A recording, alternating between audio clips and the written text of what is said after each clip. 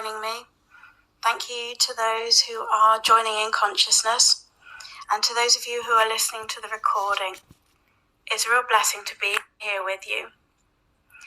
As we continue our study of the heart of mysticism, I'm going to address a question that's been sent to me on the subject of impersonalization and what that means in the infinite way. But before I do, shall we start with a short meditation? So I invite you to close your eyes and just be still for a moment. At the end of the meditation, I'll say thank you, and then I'll read out the question. Okay, let's be still.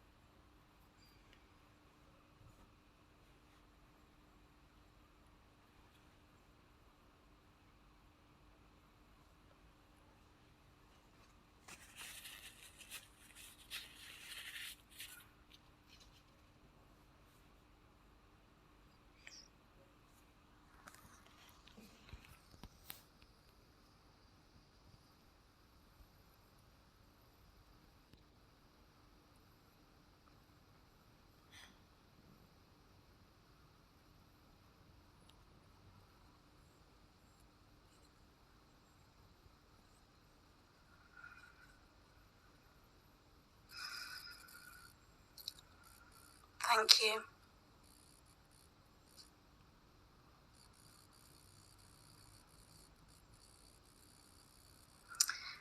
Okay, I'm going to read out the question that's been kindly sent to me, and I'm paraphrasing slightly, but I'll read out the question in full. So the question was this. I wondered if Joel Goldsmith made any mention of the special relationship that's referred to a lot in the Course in Miracles, in that there's no good or bad, but that the ego uses the special relationship, as in a romantic relationship, in the imagined belief that it's gaining something it doesn't have from someone else, and so implying that we're not whole and complete. My understanding of the teaching, the person said, is that once we realize the other person in the special relationship can't give us what we seek, as what we truly seek is already within us, it reacts with projection, i.e. anger. I wondered what Joel says about this. Hi Asad, thank you for joining us. Okay, so I'm delighted that this question was sent to me. Thank you very much, because it gives me the perfect opportunity to discuss with you the principle of impersonalization and what that means in the infinite way. I'm not actually going to comment on what A Course in Miracles says, although anyone listening is very welcome to. But what I will start off by saying is that the whole basis of Joel's teachings is that of oneness. As radical as this may sound, we only ever experience our own self, our own consciousness, nothing and no one else. And I've created a whole video with Yanni Charalambos in which I discuss this in much more depth, and I've included the link in the description. But here, I'd like to take that a step further. Hi Ravi, thank you for joining. It's a blessing to have you here with us, and you're being very much held in consciousness. Hello to everyone who's just joined us. It's a blessing to have you here with us. Okay, we're addressing a question that's been kindly sent to me about the special relationship and the meaning of impersonalization in the infinite way. And I'm going to comment on that. Okay, so there is only one self, one life, one being, expressed in infinite ways. And our senses present to us a picture of that one life force appearing as many people, many places, many things. But the substance of everything is exactly the same, and the real nature of everything is exactly the same. There's only our consciousness appearing as thoughts, and those thoughts we focus on appear as our experience. So we may believe that there are a myriad of personalities, but in truth, there's only ever one here, seemingly clothed with the appearance of carnal thoughts and beliefs that constitute personalities. But they're all thought, and therefore in essence they're all substanceless and unreal, a nothingness as Joel calls them. Hello to everyone who's just joined us. Thank you for being here. Hello Noah, it's a blessing to have you with us. But this is important. These aren't my thoughts, because the ego itself is an illusory concept. It's just a mental construct. And thoughts arise and dissolve. We don't create them and we don't think them. They just appear. So when we're faced with the appearance of a personality that, for example, appears to be angry or ill or rich or poor, that's a completely impersonal belief that's appearing where the presence of the one life really is. And our work in the infinite way is to see through the appearance by remaining steadfast in the awareness of the invisible mind or the inner light that I am. And then letting that divinity's thoughts flow through and reveal the truth of what's really here. So in short, the only special relationship I ever have is with my own self. And if I'm believing I can obtain something from another outside of myself, then I'm under a delusion. And I have two extracts today that I'll read to you, which I hope will make this very clear. The first is from volume 6 in the Heart of Mysticism, and the other is from Realization of Oneness. So firstly, and this is page 146 in the Heart of Mysticism.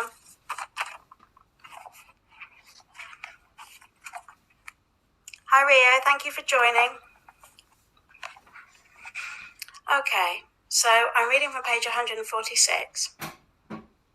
Understand that you are never to personalize error. You are never to look upon anyone as a sinner or to regard any person as the source of any form of evil. But immediately lift the condemnation from the person and realize, no, this is not a person. This is that universal sense of evil, the carnal mind.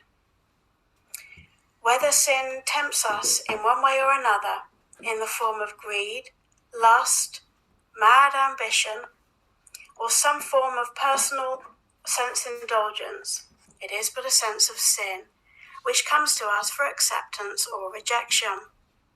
In our unenlightened state, seeing only the appearance, we may judge of one, you are a killer, or of another, you are a thief. Of another, you are an adulterer, or of yet another, you are disagreeable. And in doing this, we are bearing false witness against our neighbour, because God is our neighbour. Hi Ali, thank you for joining us. The Master said, "Ye shall know the truth, and the truth shall make you free." We have to know the truth consciously, and until the carnal mind is completely dead in us, we have to know it constantly. This, however, does not mean to set up two powers and begin protecting ourselves from one of them or fearing one of them. The carnal mind is not something to be fought, overcome, risen above, or destroyed. It is to be recognized as a nothingness, the arm of flesh, never personal.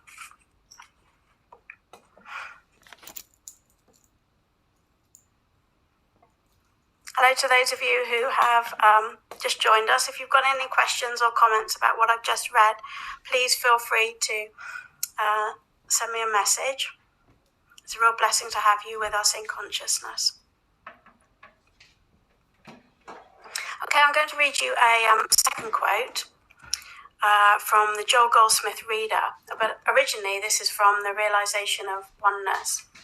And this is on page 39 in the reader. And the chapter is called Living the Principle of Impersonalization.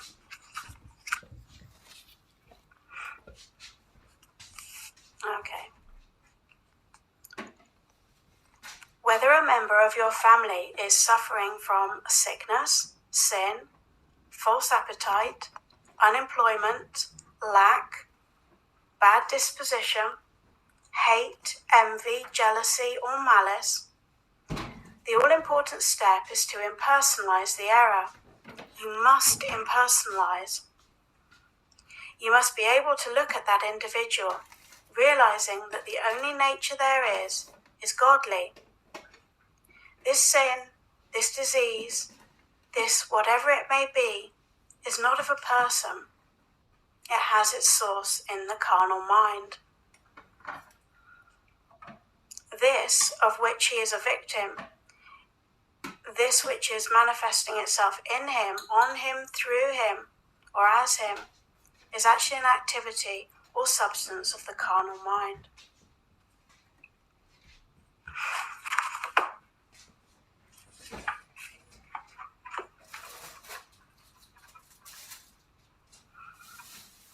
Okay, thank you so much for sending in your comments. It's a blessing to have you with me, and I'm holding you all in consciousness.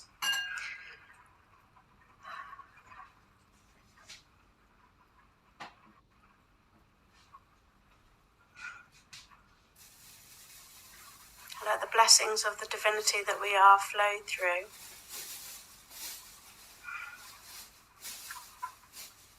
Okay, I'm going to draw this to a close by reading a final extract from page 53, again from the same chapter in the Joel Goldsmith reader.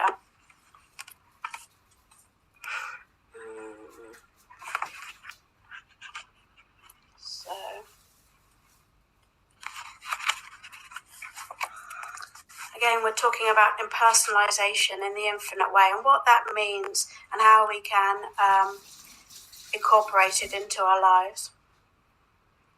Eventually, we include the entire world in our realization of God as individual being. We do not pin error onto any individual, not even ourselves. We do not claim that our jealousy, envy, greed, or lust is responsible for our ills, because we do not have any such qualities.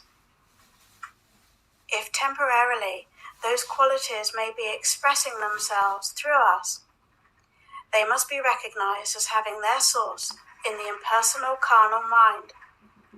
And as long as they are out there, they are nothingness.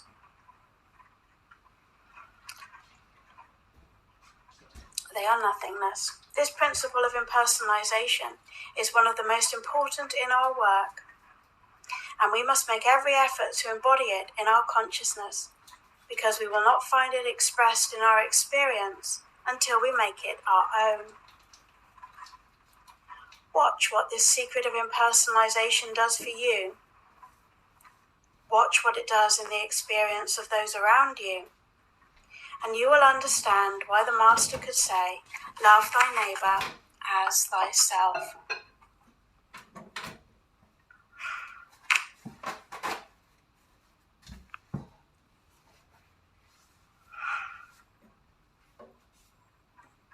What comes to mind as I read that is that there was a book written by one of Joel Goldsmith's students. Her name was Barbara Moore, and she wrote a book called The Royal Road to Reality.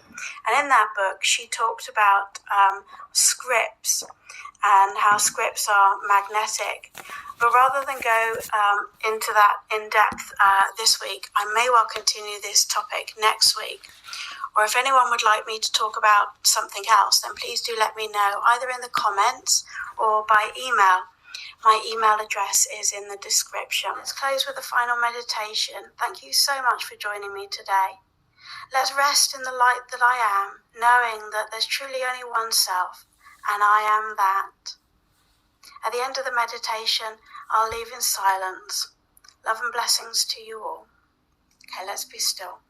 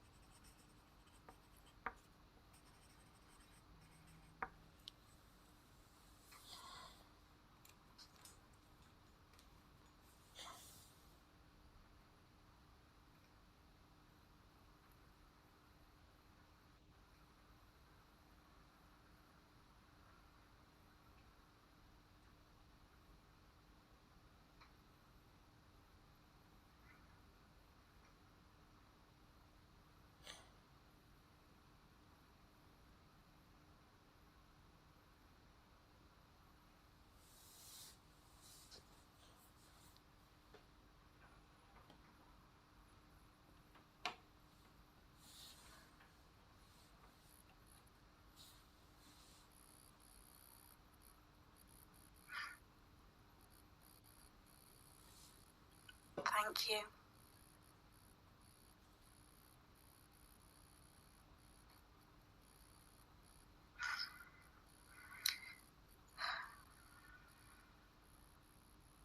Thank you.